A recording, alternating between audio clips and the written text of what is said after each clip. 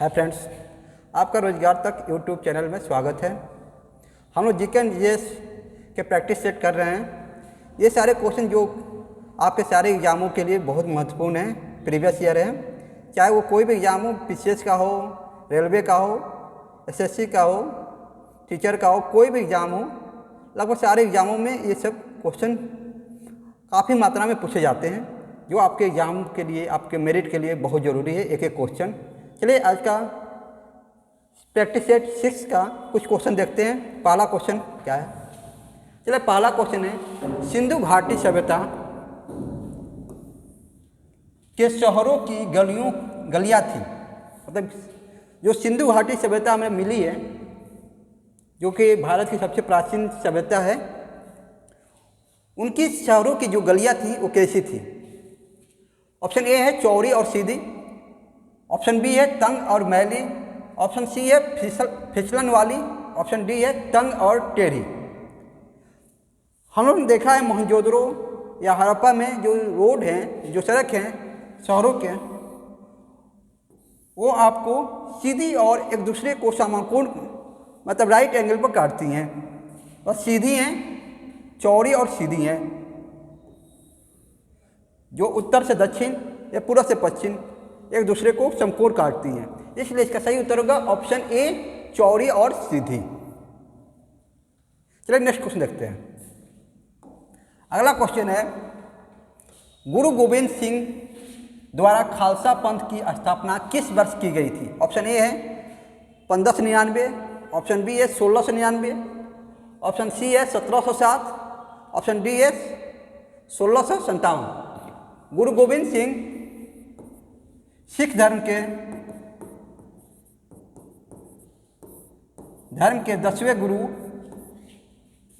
10वें और आखिरी गुरु थे।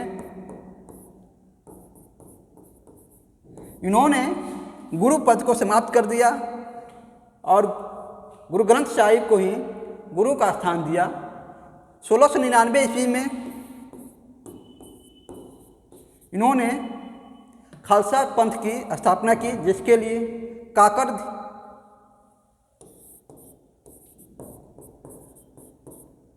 की शुरुआत की।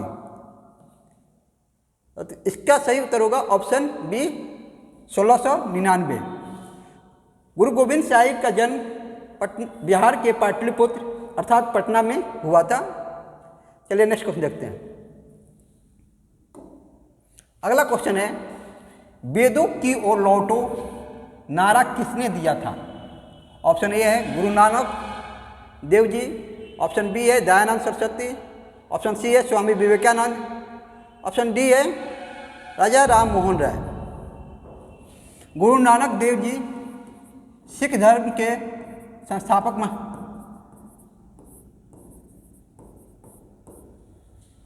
दयानंद सरस्वती का बचपन का नाम मूल शंकर।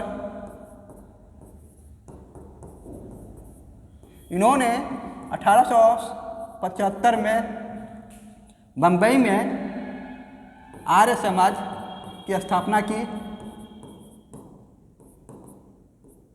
जिसका उद्देश्य हिंदू धर्म की कुरीतियों को समाप्त करना था। इन्होंने वेदों की ओर लौटो का नारा दिया था। किसने? दयानंद सरस्वती ने। स्वामी विवेकानंद विश्व धर्म सम्मेलन में भाग लिए थे शिकागो में। राजा राम मोहन राय को आधुनिक भारत का पिता या भारत में पुनर्जागरण का जन्मदाता भी कहा जाता है। इन्होंने 1828 में आर्य ब्रह्म समाज की स्थापना की थी। सती प्रथा के अंत कराने में इनका महत्वपूर्ण स्थान था। इसलिए इसका सही उत्तर होगा ऑप्शन बी, दयानंद सरस्वती ने वेदों की ओर लौटो नारा दिया था। चलिए नेक्स्ट क्वेश्चन देखते हैं। अगला क्वेश्चन है, निम्नलिखित कांग्रेसी नेताओं में से किसे महान वृद्ध पुरुष कहा जाता है? ग्रैंड ओल्ड मैन किसे कहा जाता है? ऑप्शन ए है महात्मा गांधी, ऑप्शन बी है दादा भाई नौरोजी, ऑप्शन सी है बाल गंगाधर तिलक, ऑप्शन डी है मदन मोहन मालवीय। दादा भाई नौरोजी को ग्रैंड ओल्ड मैन की संज्ञा दी गई है। इसका सही उत्तर होगा ऑप्शन बी, दादा भाई नौरोजी। इन्होंने अपनी पुस्तक पॉवर्टी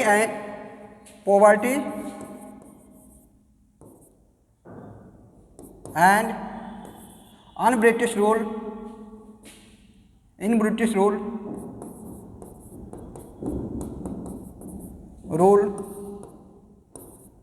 इन इंडिया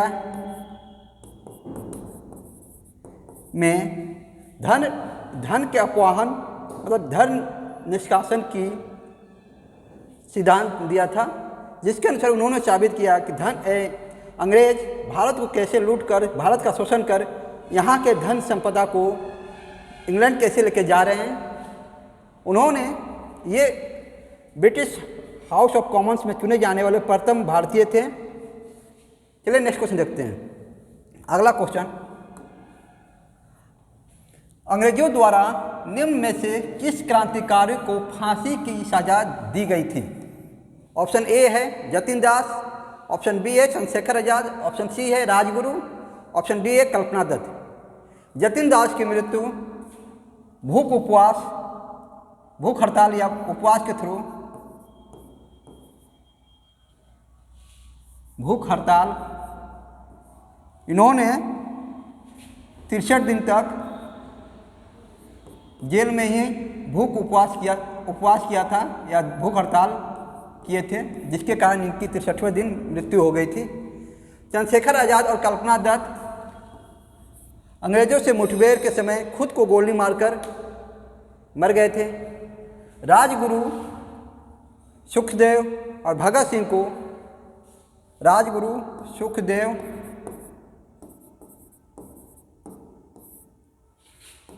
और भगत सिंह को 23 मार्च 1931 को फांसी दी गई थी। इसलिए इसका सही आंसर होगा ऑप्शन सी, राजगुरु। चलिए नेक्स्ट क्वेश्चन देखते हैं। अगला क्वेश्चन है, किसने कहा था? यह कहा कि कोई भी राजनीति धर्म से रहित नहीं है, अर्थात राजनीति और धर्म के संबंध को स्थापित किया गया था। किसके द्वारा? महात्मा गांधी ने ये बात कहे थे कि कोई भी राजनीति धर्म से अछूती नहीं है, धर्म का प्रभाव राजनीति में पड़ता है। इसलिए इसका सही उत्तर होगा ऑप्शन बी, गांधी। नेहरू इसका अपोजिट थे, उनका कहना था कि राजनीति और धर्म अलग अलग हैं। विनोबा भावे जो कि गांधीवादी थी, ये प्रथम व्यक्तिगत सत्याग्रही थे। 1940 में व्यक्तिगत सत्याग्रह के प्रथम सत्याग्रही के रूप में विनोबा भावे थे। इन्होंने भूदान आंदोलन स्टार्ट किया था। जयप्रकाश नारायण एक गांधीवादी समाजवादी स्वतंत्रता सेनानी थे। भारत छोड़ो आंदोलन के समय इन्होंने छापामार युद्ध किए। इसके अलावा इन्होंने संपूर्ण क्रांति शुरुआत किए थे से संबंधित है। इसका सही उत्तर होगा ऑप्शन बी, गांधी जी ने कहा था कोई भी राजनीति धर्म से रहित नहीं है। चलिए नेक्स्ट क्वेश्चन देखते हैं। अगला क्वेश्चन है, भारतीय संविधान के किस संशोधन अधिनियम द्वारा पंचायती राज व्यवस्था को संवैधानिक दर्जा दिया गया? ऑप्शन ए है 71वें, ऑप्शन बी है 72वें, ऑप्शन सी है 73वें, ऑप्शन डी है 74वें। 71वां संविधान संशोधन 1992 में हुआ था, जिसके अनुसार 8वीं अनुसूची में 3 भाषाओं को शामिल किया गया था, नेपाली, कोंकण और मणिपुरी। 72वें संविधान संशोधन 1992 के द्वारा त्रिपुरा के त्रिपुरा विधानसभा में SC/ST के लिए रिजर्वेशन की व्यवस्था की गई थी, उनका प्रतिनिधित्व बढ़ाने के लिए। 74वां संविधान संशोधन 1993 जो कि नगरपालिका से संबंधित है। 73वां संविधान संशोधन 1993 के द्वारा पंचायती राज को संवैधानिक दर्जा दिया गया। किसके थ्रू? 73वें संविधान संशोधन जो कि 1993 में हुआ था। स्थानीय स्वशासन को मजबूत बनाने के लिए 73वां संविधान संशोधन किया गया और पंचायती राज को संवैधानिक दर्जा दिया गया, जिससे जो गांवों का विकास हो सके, गांवों का विकास हो, लोकतंत्र का विकेंद्रीकरण हो, लोकतंत्र का विकेंद्रीकरण अर्थात जो शक्ति का एकीकरण केंद्र और राज्यों के पास है उसे गांवों तक पहुंचाया जाए, गांव की समस्या का निदान गांव के लोग मिलकर करें। इस उद्देश्य की पूर्ति के लिए पंचायती व्यवस्था को संवैधानिक दर्जा दिया जाना जरूरी था। इसलिए 1993 में 73वें संविधान संशोधन के थ्रू पंचायती राज को संवैधानिक दर्जा दिया गया। चलिए नेक्स्ट क्वेश्चन देखते हैं। अगला क्वेश्चन, मुख्यमंत्री की नियुक्ति की जाती है। मुख्यमंत्री की नियुक्ति अनुच्छेद 164(1) के अनुसार किया जाता है। ऑप्शन ए है राज्यपाल द्वारा, ऑप्शन बी है राष्ट्रपति द्वारा, ऑप्शन सी है उच्चतम न्यायालय के मुख्य न्यायाधीश द्वारा, ऑप्शन डी है उच्च न्यायालय के मुख्य न्यायाधीश द्वारा। राज्यपाल संविधान के अनुच्छेद 164(1) के द्वारा मुख्यमंत्री एवं उनके मंत्रिपरिषद की नियुक्ति करता है। इसका सही उत्तर होगा ऑप्शन ए राज्यपाल द्वारा। राज्यपाल उच्चतम न्यायालय के मुख्य न्यायाधीश एवं उच्च न्यायालय के मुख्य न्यायाधीशों की नियुक्ति करता है। चलिए नेक्स्ट क्वेश्चन देखते हैं। अगला क्वेश्चन है, भारतीय संविधान का कौन सा अनुच्छेद निर्वाचन आयोग से संबंधित है? ऑप्शन है पहला ए ऑप्शन अनुच्छेद 356, ऑप्शन बी अनुच्छेद 360, ऑप्शन सी अनुच्छेद 324, ऑप्शन डी अनुच्छेद 352। ऑप्शन 356 राज्य में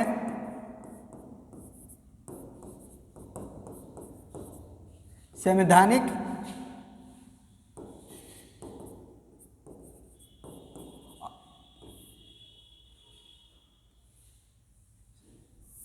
राज्य में अनुच्छेद 356 के थ्रू राष्ट्रपति शासन लगाया जाता है। राज्यों में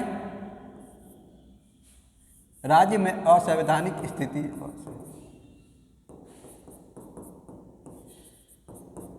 संवैधानिक असफलता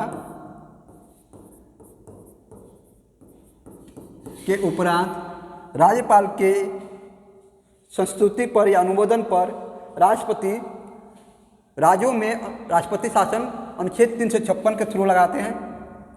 अनुच्छेद 360 वित्तीय आपातकाल से संबंधित है। वित्तीय आपातकाल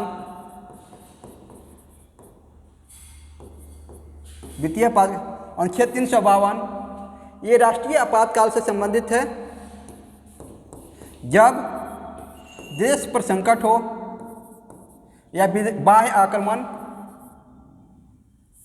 बाह्य आक्रमण एवं सशस्त्र विद्रोह होता है, तब अनुच्छेद 352 के थ्रू राष्ट्रीय आपातकाल लगाया जाता है।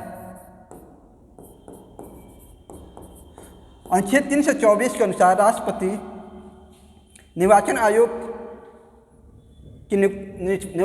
के मुख्य निर्वाचन आयुक्त एवं अन्य निर्वाचन आयुक्त की नियुक्ति करता है। अनुच्छेद 324 के अनुसार निर्वाचन आयोग से संबंधित है अनुच्छेद 324, इसलिए इसका सही उत्तर होगा ऑप्शन सी अनुच्छेद 324। चलिए नेक्स्ट क्वेश्चन देखते हैं। अगला क्वेश्चन है, सर्वोच्च न्यायालय के न्यायाधीश किस आयु में सेवानिवृत्त होते हैं? ऑप्शन ए है 60 वर्ष, ऑप्शन बी है 62 वर्ष, ऑप्शन सी है 64 वर्ष, ऑप्शन डी है 65 वर्ष। अनुच्छेद 124 के 4, 124 के 4 में जो कि न्यायाधीशों की सेवानिवृत्ति से संबंधित है, उसके अनुसार मुख्य सर्वोच्च न्यायालय के न्यायाधीशों की आयु 65 वर्ष निर्धारित है एवं उच्च न्यायालय के न्यायाधीशों की अधिकतम आयु 62 वर्ष। इसलिए इस क्वेश्चन का सही उत्तर होगा ऑप्शन डी 65 वर्ष तक। चलिए नेक्स्ट क्वेश्चन देखते हैं। अगला क्वेश्चन है, निम्नलिखित में से क्या सही नहीं है? क्या सही नहीं है? ऑप्शन ए है राज्यसभा में निर्वाचन के लिए व्यक्ति की आयु 30 वर्ष अवश्य पूरी होनी चाहिए। लोकसभा में निर्वाचन के लिए व्यक्ति की आयु 25 वर्ष पूरी होनी चाहिए। राज्य विधानसभा में निर्वाचन के लिए व्यक्ति की आयु 21 वर्ष अवश्य पूरी होनी चाहिए। ग्राम पंचायत के चुनाव में मतदान के लिए पात्र व्यक्ति की आयु 18 वर्ष अवश्य पूरी होनी चाहिए। हम जानते हैं वयस्क मताधिकार के में किसी भी व्यक्ति को मतदान करने के लिए न्यूनतम आयु 18 वर्ष होनी चाहिए, इसलिए ऑप्शन डी सही है। राज्यसभा के निर्वाचन के लिए किसी भी व्यक्ति की आयु न्यूनतम आयु 30 वर्ष होनी चाहिए, यह भी सही है, ऑप्शन ए भी सही है। लोकसभा के निर्वाचन के लिए व्यक्ति की आयु की न्यूनतम आयु 25 वर्ष, यह भी सही है। ऑप्शन कथन 3 जो है, जो कह रहा है राज्य विधानसभा के लिए निर्वाचन के लिए व्यक्ति की आयु 21 वर्ष होनी चाहिए, ये गलत है। यहाँ पर 25 वर्ष होनी चाहिए। इसलिए इसका सही उत्तर होगा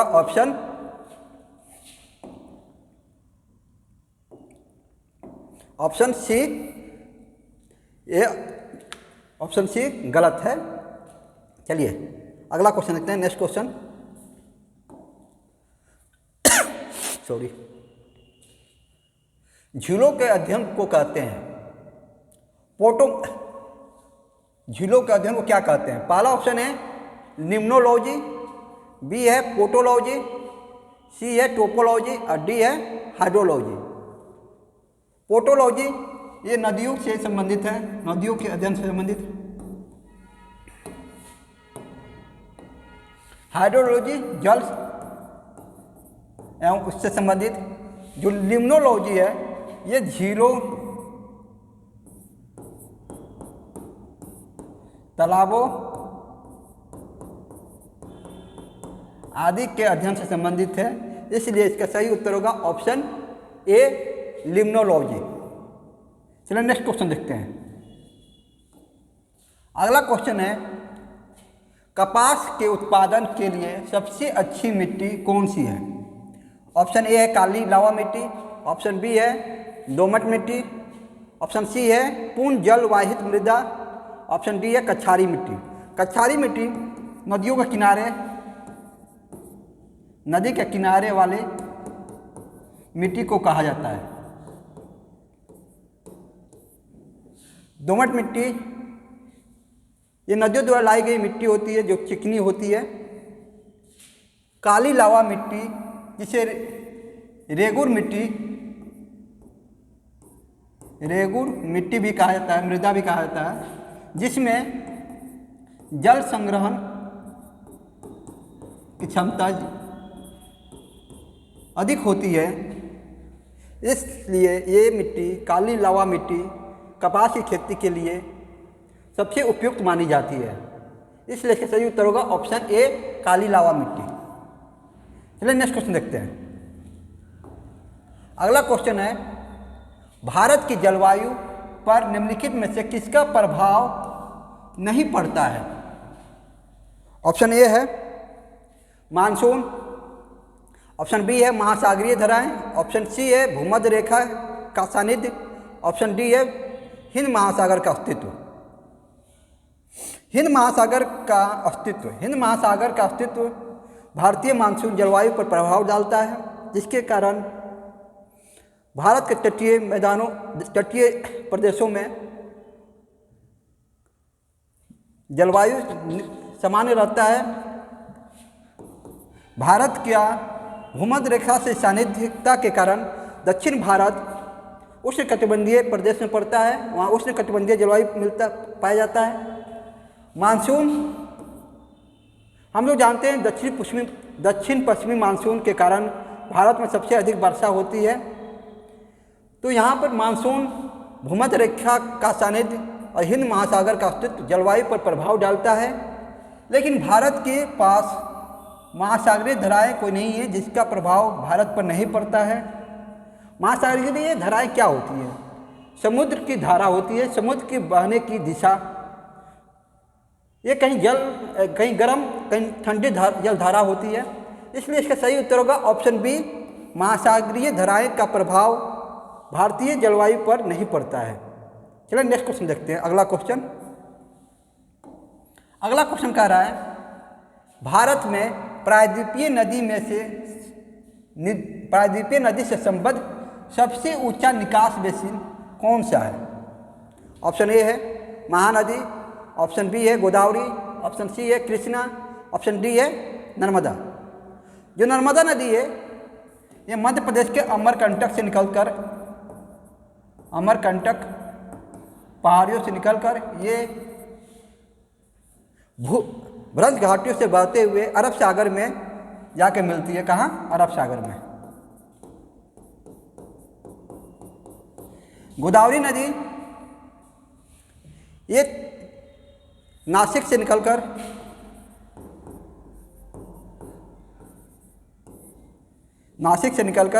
बंगाल की खाड़ी में जाकर मिलती है, गिरती है। कृष्णा नदी महाराष्ट्र के महाबलेश्वर से निकलती है, जिसकी जो महाराष्ट्र, तेलंगाना, कर्नाटक से बहते हुए बंगाल खाड़ी में होती है। कृष्णा नदी का संबंध सबसे ऊंचा निकास बेसिन से है, इसलिए इसका सही उत्तर होगा ऑप्शन सी, कृष्णा नदी। चलिए अगला क्वेश्चन देखते हैं। नेक्स्ट क्वेश्चन, अगला क्वेश्चन है निम्नलिखित में से किस देश में से अमेजन नदी बहती है?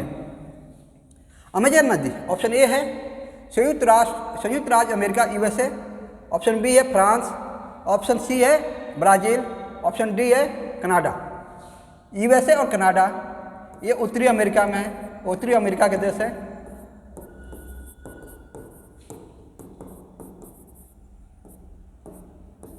फ्रांस यूरोप का कंट्री है, जबकि अमेजन नदी आपको मालूम होगा ये दक्षिण अमेरिका में बहती है, दक्षिण अमेरिका में बहती है। ये ब्राज़ील देश है, ये अमेजन नदी है भूमध्य रेखा पार करते हुए। तो ये इसका सही उत्तर होगा ऑप्शन सी, ब्राज़ील से बहती है। चलिए नेक्स्ट क्वेश्चन देखते हैं। ये आपको एंडीज जो पर्वत है, जो प्राचीन पर्वत है, पर्वतमाला, वहाँ से निकलती है अमेजन नदी। चलिए नेक्स्ट क्वेश्चन देखते हैं। अगला क्वेश्चन कह रहा है घटिया वस्तु के लिए मांग गिरती है जब कोई खराब वस्तु है उसकी मांग कब गिरेगी? जब आय कब, ऑप्शन ए है कीमत बढ़ती है, ऑप्शन बी है आय बढ़ती है, ऑप्शन सी है कीमत घटती है, और डी है आय घटती है। जब किसी व्यक्ति की आय कम होगी तो कोई भी वस्तु खरीद लेगा, तो ये ऑप्शन गलत है। कीमत घटती है, किसी वस्तु की कीमत घटेगी तो लोग उसको खरीदते हैं, मांग बढ़ जाती है, तो ये भी ऑप्शन गलत है। कीमत बढ़ती है, कीमत बढ़ने से माल जो मांग है इस पर प्रभाव पड़ता है, और किसी वस्तु का कीमत बढ़ेगा तो मांग कम होता है, लेकिन उतना नहीं पड़ेगा। लेकिन जब आय बढ़ती है, आय बढ़ेगी किसी भी व्यक्ति के, तो वो अच्छे क्वालिटी की वस्तुएं खरीदेंगे, ब्रांडेड खरीदेंगे। इसलिए इसका सही उत्तर होगा ऑप्शन बी। जब आय बढ़ेगी तो घटिया वस्तुओं की मांग गिरेगी। चलिए अगला क्वेश्चन, नेक्स्ट क्वेश्चन देखते हैं। अगला क्वेश्चन कह रहा है राजकोषीय नीति का संबंध है पहला ऑप्शन है अर्थव्यवस्था में मुद्रापूर्ति से, ऑप्शन बी है बैंकिंग व्यवस्था के विनिमय से, ऑप्शन सी है आर्थिक विकास के लिए नियोजन से, ऑप्शन डी है सरकार की आय व्यय से। अर्थव्यवस्था में मुद्रापूर्ति एवं बैंकिंग व्यवस्था के विनिमय, ये हमारी मौद्रिक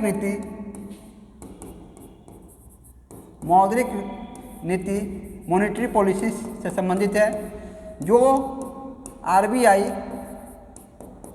नियंत्रित करता है। आर्थिक विकास और के लिए नियोजन, इसमें प्लानिंग बनाई जाती है, किस तरह देश का विकास किया गया है। जैसे पंचवर्षीय योजना, एक वर्षीय योजना इस तरह बनाया जाता है। सरकार की आय तथा व्यय से संबंधित जो नीति होती है उसको राजकोषीय नीति कहा जाता है। राजकोषीय नीति से संबंधित है सरकार की आय व्यय से, इसलिए इसका सही उत्तर होगा ऑप्शन डी, सरकार की आय व्यय। चलिए नेक्स्ट क्वेश्चन देखते हैं। अगला क्वेश्चन कह रहा है एकाधिकार बाजार संरचना में विक्रेताओं की संख्या कितनी होती है। पहला ऑप्शन है बहुत कम, ऑप्शन बी है बहुत अधिक, ऑप्शन सी है 1, ऑप्शन डी है 2। दो तरह के बाजार होते हैं, एक होता है खुली प्रतियोगिता बाजार, खुली प्रतियोगिता बाजार, जिसमें कि क्रेता एवं विक्रेता अधिक मात्रा में होते हैं। वो आपस में किसी वस्तु के लिए मोल भाव करते हैं। एक होता है एकाधिकार, मोनोपोली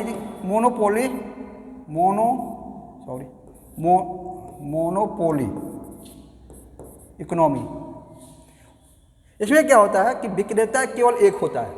एकाधिकार अर्थव्यवस्था में जो बाजार होता है उसमें विक्रेता केवल एक होता है, खरीदार बहुत सारे होते हैं, जिसके कारण किसी वस्तु पर उसका एकाधिकार होता है, वहीं सिर्फ बना सकता है, बेचता है। तो मोनोपोली या एकाधिकार में विक्रेता केवल एक होता है लेकिन क्रेता बहुत होते हैं। चलिए नेक्स्ट क्वेश्चन देखते हैं। अगला क्वेश्चन, निम्नलिखित में से किस क्षेत्रक को सेवा क्षेत्रक भी कहा जाता है। ऑप्शन ए है प्राथमिक क्षेत्रक, ऑप्शन बी है द्वितीयक क्षेत्रक, ऑप्शन सी है तृतीयक क्षेत्रक, ऑप्शन डी है चतुर्मार्ग क्षेत्रक। अर्थव्यवस्था में जो उत्पादन होता है, जो सेवाएं होती है, उसको 3 भागों में बांटा गया है। प्राथमिक, प्राइमरी, सेकेंडरी और तृतीयक। प्राइमरी या जो प्राथमिक होता है उसमें उत्पादन कृषि उससे संबंधित, कृषि और संबंधित आते हैं। सेकेंडरी, इस द्वितीयक में विनिर्माण,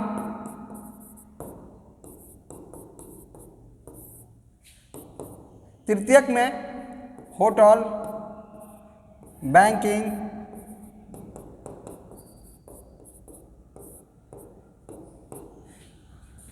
यातायात, सेवा और तृतीयक क्षेत्रक को ही सेवा क्षेत्रक भी कहा जाता है। इसलिए इसका सही उत्तर होगा ऑप्शन सी, तृतीयक क्षेत्रक को सेवा क्षेत्रक भी कहा जाता है। ये रहे आज के प्रैक्टिस 6 जीके एंड जीएस के क्वेश्चन। ये वीडियो अगर आप लोग को अच्छा लगा है तो लाइक कीजिए, सब्सक्राइब कीजिए और शेयर कीजिए और खुश रहिए और मन लगा कर पढ़ाई कीजिए। Thank you, all the best.